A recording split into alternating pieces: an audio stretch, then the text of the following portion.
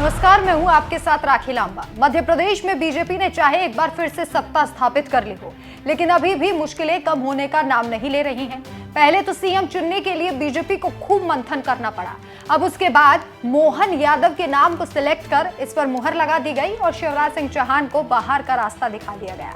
हालांकि शिवराज सिंह चौहान को अब संगठन में और 2024 में नई जिम्मेदारियां देने की बातें कही जा रही हैं, ताकि उनके सीएम पद से हटाए जाने की टीस को कम किया जा सके। लेकिन अब शिवराज सिंह चौहान ने भी सरकार को ये संकेत देने शुरू कर दिए हैं कि वो दबने वालों में से नहीं है।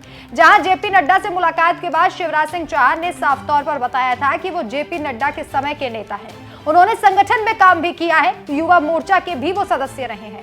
ये इशारा सत्ताधारी सरकार को था कि वो वरिष्ठ हैं, वरिष्ठ थे और वरिष्ठ ही रहेंगे। इसी के साथ ही आपको याद होगा, जब मोहन यादव को सीएम बनाया गया तब शिवराज सिंह चौहान ने साफ कहा था कि दिल्ली में कुछ भी मांगने से बेहतर मैं मरना पसंद करूंगा। इस बयान के बाद से कयास लगाए जा रहे थे कि शिवराज सिंह चौहान बगावती सुर अपना चुके हैं और अब वो मोर्चा खोल चुके हैं। आलाकमान भी शिवराज सिंह चौहान की कई बार अनदेखी कर चुका है। हालांकि खुलकर मंच पर कभी कुछ नहीं कहा जाता, लेकिन फूट देखने को पहले ही मिल चुकी है। अब जब खबरें हैं कि शिवराज सिंह चौहान के समर्थकों को कैबिनेट में कम ही शामिल किया जाएगा, वहीं खबरें ये भी कि केंद्रीय मंत्री ज्योतिरादित्य सिंधिया को भी इस बार कैबिनेट में उनके समर्थकों को उतनी प्रमुखता नहीं दी जाएगी जितनी शिवराज की कैबिनेट में दी गई थी। यानी मोहन यादव के युग में सिंधिया की मुश्किलें भी बढ़ गई हैं। शिवराज के साथ साथ सिंधिया के समर्थकों में भी इस खबर को लेकर गुस्सा नजर आ रहा है। तो वहीं दूसरी तरफ मोहन यादव सिंधिया परिवार पर इशारों में हमला भी कर चुके हैं, जिससे साफ पता चल रहा है कि नए सीएम सिंधिया को उतनी तवज्जो नहीं दे रहे। शिवराज इस अनदेखी को बर्दाश्त नहीं कर पा रही हैं। पहले लाडली बहना योजना को बंद करने की खबरें सामने आई और जब शिवराज और कांग्रेस दोनों ने बार बार इस योजना को लेकर हल्ला बोला तो मोहन यादव को सदन में इसे लेकर सफाई देनी पड़ी। कांग्रेस के प्रदेश अध्यक्ष हैं जीतू पटवारी। उन्होंने इस मुद्दे को लेकर कहा था कि सभी बहनों को मेरा संदेश है कि शिवराज भैया नहीं है तो आपके लिए जीतू भैया हमेशा साथ खड़े हैं। इसके बाद मोहन यादव पर ऐसा दबाव बना कि सरकार ने सदन में कहा कि लाडली बहना ही नहीं बल्कि तमाम जन कल्याणकारी योजनाएं जिनसे जनता को लाभ मिलता है वो बंद नहीं की जाएंगी। अब एक और ऐसा मुद्दा सामने आया है जिसे लेकर शिवराज विपक्ष के साथ खड़े हो गए हैं। शिवराज का साफ कहना है कि अगर संकल्प पत्र में जो दावे किए थे उन पर अगर सरकार ध्यान नहीं देती है तो मैं सरकार को याद दिलाऊंगा। इसके साथ ही उन्होंने ये भी कहा कि चुनावी वादे किए गए थे, उन्हें पूरा करने के लिए मैं सरकार से बात करूंगा, अगर वो पूरे नहीं किए जाते हैं तो। अब शिवराज ने विपक्ष का साथ दे दिया है और किसान बहनों के साथ साथ नर्मदा नदी के उद्धार के लिए भी आवाज बनने का काम किया है। इस मुहिम को लेकर शिवराज सिंह चौहान ने क्या कुछ कहा, आप खुद सुनिए।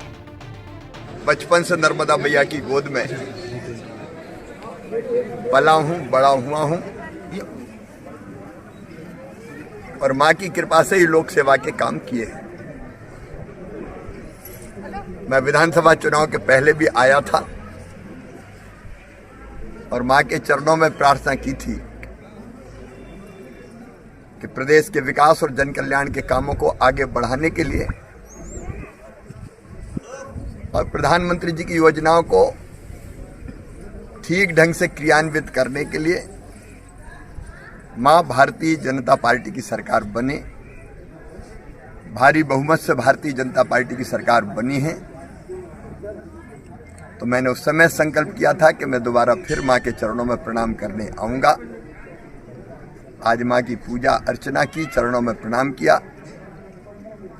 और ये प्रार्थना भी की कि हमारे नए मुख्यमंत्री मोहन यादव जी, जगदीश देवड़ा, राजेंद्र शुक्ला जी के नेतृत्व में प्रदेश प्रगति और विकास लगातार करता रहे।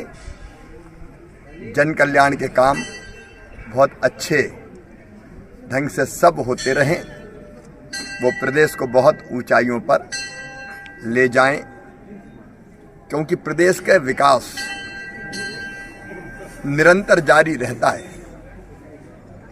तो लोक कल्याण और विकास दोनों के कामों में निरंतरता बनी रहे और बेहतर काम हो और संकल्प पत्र में जनता को जो हमने वचन दिए हैं वो सारे पूरे हों। चुनाव के दौरान मैंने भी जनता के बीच जाके और कई संकल्प व्यक्त किए थे चाहे वो माता बहन और बेटियों के संबंध में हो, किसानों के संबंध में हो, भांजे भांजियों के संबंध में हो, विकास के बाकी कामों के संबंध में हो। जैसे यही हमने तय किया था कि नर्मदा लोक बनेगा, ये सारे संकल्प पूरे हों, नई सरकार इन संकल्पों को पूरा करेगी। मैं पूरी तरह से सहयोगी होऊंगा और जब जरूरत पड़ेगी तो सरकार का ध्यान भी दिलाऊंगा। प्रदेश के सेवक के नाते जनता से मेरे रिश्ते भाई के और मामा के हैं। भाई और मामा के रिश्ते परमानेंट होते हैं, उनका पदों से कोई संबंध नहीं होता।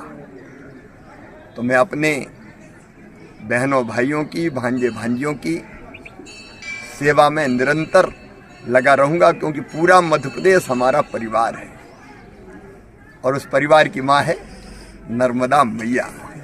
तो हमारा पूरा परिवार सुखी रहे, आगे बढ़ता रहे। मैं भी अपने पूरे परिवार की, पूरे प्रदेश की जनता की, परिवार के सेवक के नाते सेवा करता रहूंगा। यही कृपा माँ की बनी रहे। तो सुना आपने, शिवराज सिंह चौहान ने साफ कहा कि सरकार को वो वादे याद दिलाए जाएंगे, यानी अगर सरकार अपने वादे भूल जाएगी तो शिवराज सिंह चौहान अपनी जनता के साथ खड़े हैं। एक तरीके से उन्होंने सरकार को संकेत देने की कोशिश की कि अगर जनता के सपोर्ट से सरकार बन सकती है तो फिर अगर इसी जनता ने बगावत की तो नौबत ये आएगी कि सरकार भी गिर सकती है। और शिवराज सिंह चौहान इस बगावत को करने के लिए तैयार हैं अगर ये जनता के हित में है तो कुल मिलाकर बात यह है कि जिन मुद्दों को विपक्ष पहले उठाता था और बीजेपी के खिलाफ हल्ला बोलता था, आज शिवराज सिंह चौहान वो मुद्दों मुखरता के साथ उठा रहे हैं। चाहे वो मुद्दा लाडली बहना योजना का हो या फिर वो मुद्दा हो तमाम जल कल्याणकारी योजनाओं का या फिर संकल्प पत्र में किए गए दावे और वादों को लेकर बातचीत हो। शिवराज सिंह चौहान का साफ कहना है कि वो सरकार को उनके वादे याद दिलाएंगे। आपका क्या कहना है, हमें कमेंट करके जरूर बताएं। नमस्कार।